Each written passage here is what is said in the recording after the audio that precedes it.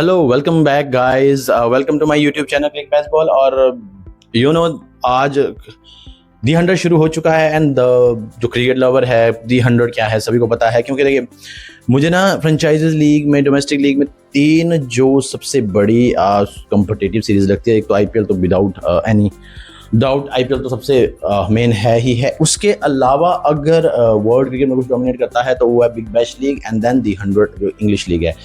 जब दी 100 न्यू आया था ना, लोगों को पता नहीं था ये क्या चीज़ है, बट जिस तरीके से T20 का भी एक बिट मिनी वर्जन आया। T20 में देखिए 120 बॉल्स होती है, लेकिन दी 100 में 100 बॉल्स का मैच होता है और ज़बरदस्त मैचेस खेले जाते हैं एंड क्राउड्स भी आपको देखने को मिलेगा, एक अच्छा फेस देखने को मिलेगा। So you seriously would love, अगर आप क्रिकेट देखते हो, क्रिकेट को समझते हो एंड क्रिकेट के फैंस हो, तो आपको ज़रूर इसमें मज़ा आने वाला है। देखिए वुमेंस में तो फिर भी कहीं ना कहीं आपको इंडियन प्लेयर मिल जाएगी, लेकिन मेंस में आपको इंडियन प्लेयर नहीं मिलेगी, क्योंकि वो बीसीसीआई अलाउ नहीं करती है अपने प्लेयर्स को अनटिल दे आर कॉन्ट्रैक्टेड। वो कोई भी फ्रेंचाइजी लीग नहीं खेल सकते हैं अपार्ट फ्रॉम इंडिया से बाहर। सो वहाँ पे रिस्ट्रिक्टेड है, बट यस क्रिकेट लवर्स के लिए ज़बरदस्त लीग रहती है, ऑल ओवर द वर्ल्ड खेल जाते हैं। तो आज हम पहला मुकाबला की बात करने वाले हैं जो कि खेला गया है ऑलरेडी। कल से दी 100 स्टार्ट हो चुका है। वुमेन्स एंड मेंस का सेम डे पे मैचेस होते हैं। पहले बात करते हैं वुमेन्स की। पहला मुकाबला Sunrisers Leeds versus MI London के बीच खेला गया था, जहां पे सनराइजर्स लीड्स की जबरदस्त वन साइडेड विक्ट्री मैं कह सकता हूं।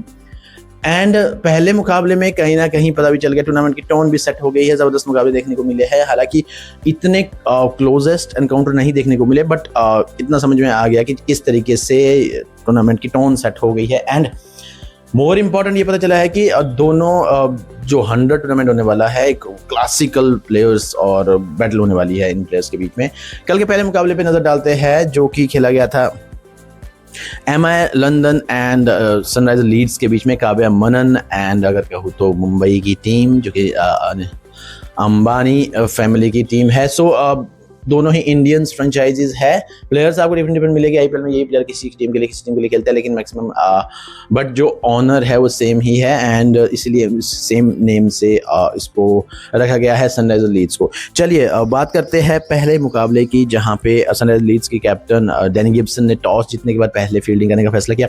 हालांकि गेंदबाज अगर मैं कहूँ, एमआई लंदन की टीम पेपर में काफ़ी स्ट्रॉन्ग लग रही थी, क्योंकि Hayley Matthews and Danielle Wyatt जो है वो ओपनिंग करने आई थी और दोनों ही बहुत ही ताबड़तोड़ ओपनर्स है। आपको पता है इंटरनेशनल क्रिकेट में हैली मैथ्यूज काफ़ी स्ट्रॉन्ग दिख रही थी, जिस तरीके से पावर हिटिंग कर रही थी, 33 रन बनाए उन्होंने। डैनियल वाइट भी काफ़ी अच्छी दिख रही थी।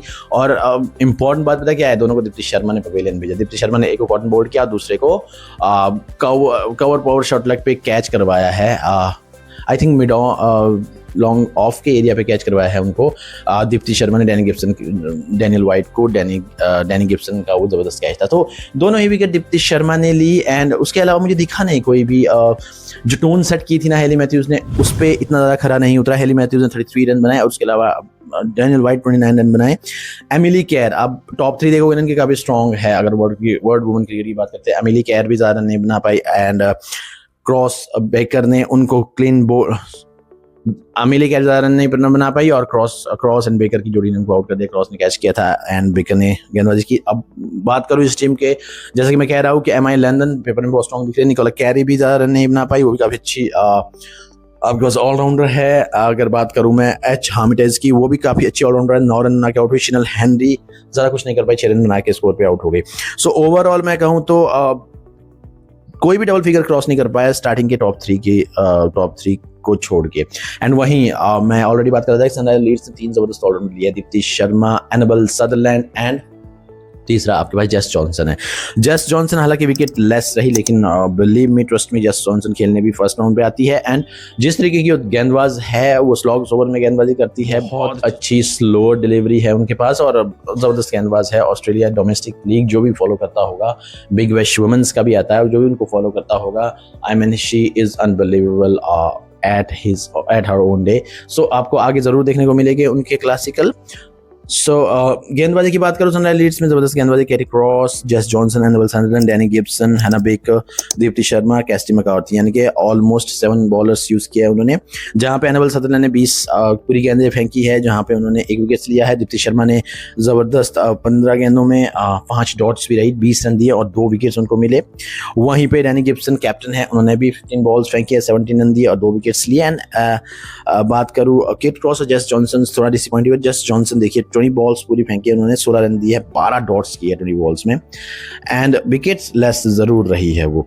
अब बात करता हूँ बैटिंग सेक्शन में। बैटिंग सेक्शन में यार जिस तरीके की पावर पैक इनके पास है ना, सनराइज लीड्स के पास, ओपनिंग करने आती है ब्रैनी स्मिथ एंड जेस जॉनसन ओपनर आई थी। आई मीन मैंने फर्स्ट टाइम कहा था, लेकिन यहाँ पे ओपनर आई थी जेस जॉनसन। तो ओपनिंग में ब्रैनी स्मिथ बहुत ही पावर पैक हिटर है। कल के मुकाबले में जिस तरीके से कैच किया ना उनका निकोला कैरी ने, I think sorry Amila can ने कैच किया था, एंड स्टेन हाउस की गेंद पे वो पहले ओवर में आउट हो गई थी, बट अमेजिंग बल्लेबाजी करती है। बहुत बड़ा पावर पैक है। जिस दिन ये चलती है तो उसने वन साइडेड मैच बना देती है। तो स्टेन हाउस की गेंद पे आउट हुई थी, जेस जॉनसन रन आउट की गई 14 रन के स्कोर पे। एंड इस मैच की ट्रूली हीरो जो कि वुमन ऑफ द मैच रही वो है फ्यूबी लिचफील्ड। 43 रन का नॉक, 26 बॉल्स में 7 बाउंड्री 1 6 एंड अनबिलीवेबल हिटिंग करती है फ्यूबी लिचफील्ड। एंड फ्यूबी लिचफील्ड के बारे में ज़्यादा कुछ बताने की जरूरत नहीं है, मुझे सभी को पता है वर्ल्ड कप में कैसी इनिंग्स उन्होंने खेली थी फाइनल में भी।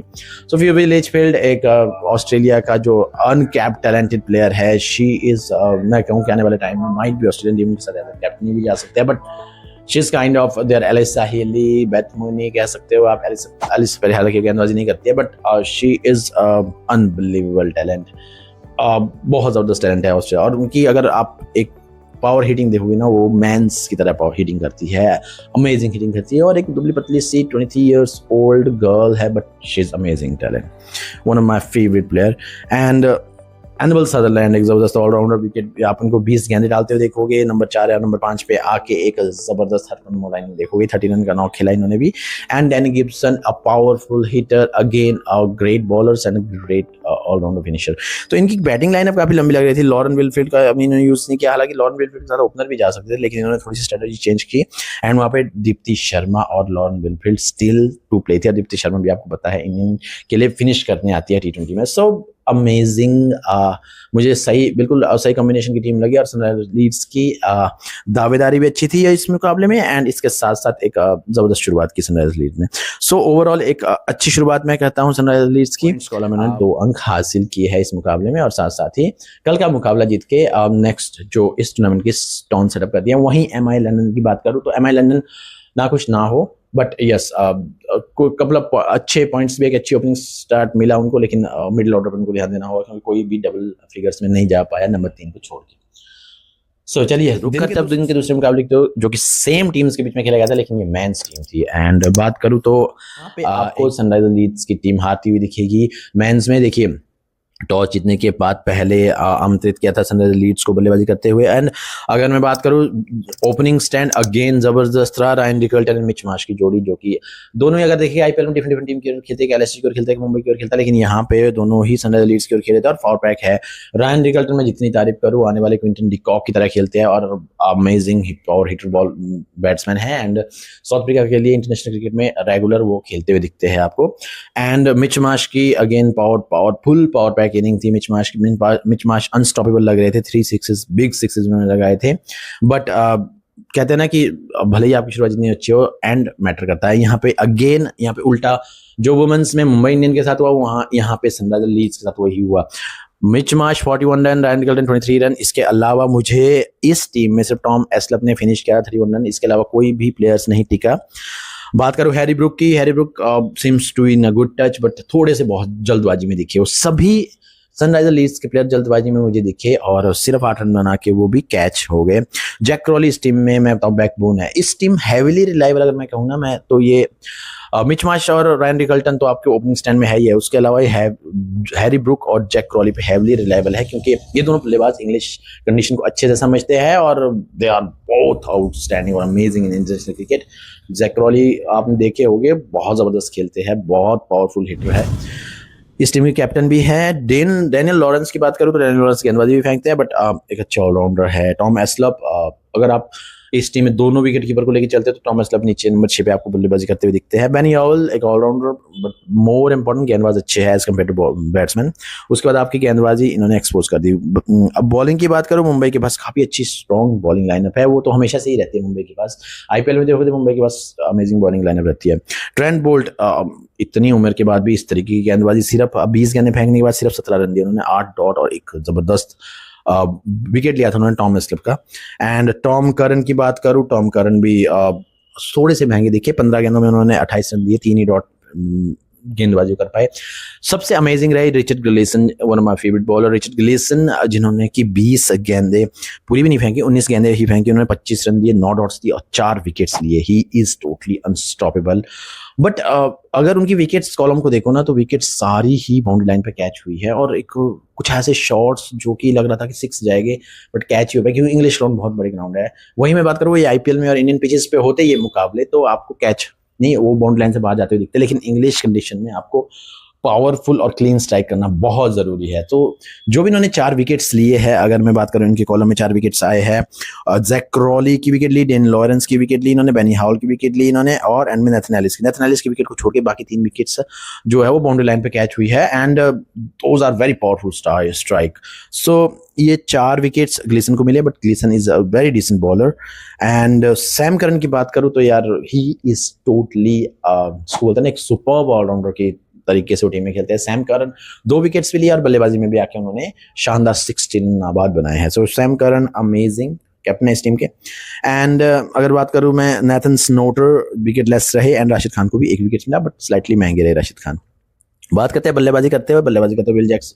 ओपनिंग तो बिल्कुल भी सही नहीं रही। ओपनिंग में जिस तरीके से स्टार्ट किया था ब्रेंडन कास और नेथन एलिस ने, जबरदस्त विंस को बोल्ड किया, विल जैक्स को आउट किया, जैसन रॉय को भी आउट किया, यानी कि ब्रेंडन कास ने एक ही ओवर में, अपने पहले ही ओवर में 2 विकेट्स ले लिए थे, जिसमें कि विल जैक्स को कैच करवा दिया कवर्स के क्षेत्र में, एंड जैसन रॉय को स्लिप पे कैच करवा दिया। लेकिन उसके बाद सैम करन एंड विंस ने पारी को संभाला, थोड़ी देर तक टिके रहे, बट सैम करन के आउट होने के बाद विंस के आउट होने के बाद, जो कि काफी विंस को जिस तरीके से एलिस ने क्लीन बोल्ड किया, that was totally remarkable.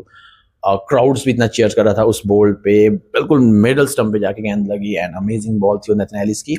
And then बल्लेबाजी करने आते हैं निकी पी, और वहां पे यहाँ तक सनराइजर के चांसेस थे कि इस मुकाबले में वो काफी हद तक एक अच्छी फाइट दे रहे हैं, लेकिन देन निकी पी आते हैं, एंड निकी पी जिस तरीके से आपको आईपीएल में एक्सपेक्टेड था उनसे, आईपीएल में वो बिल्कुल भी अच्छी नहीं कर रहे थे। निकी पी आपको पता ही आईपीएल में ज्यादा कुछ खास वो नहीं कर रहे थे, लेकिन यहाँ पे निकी पी ने जिस तरीके से बल्लेबाजी की है, 19 बॉल में 50 लगाई है। हालांकि सैम करन की भी 50 आपको देखने को मिलेगी 39 बॉल्स में, एक बहुत ही डिपेंडेबल इनिंग्स, 3 सिक्सेस लगाए उन्होंने, लेकिन निकी पी ने 22 बॉलों में 58 रन बनाए, मैन ऑफ द मैच भी रहे, and that is a totally destructive inning. 19 balls में 50 पूरी की, और आईपीएल में जैसे वो दिख रहे थे ना, बहुत ही कॉन्फिडेंस लेस लग रहे थे, बट यहाँ पे पहले मुकाबले में उन्होंने बता दिया है कि गेंदबाजों की खैर नहीं है। एंड मैं बताऊँ, वर्ल्ड क्रिकेट में सबसे destructive, one of the destructive player है निकी पी।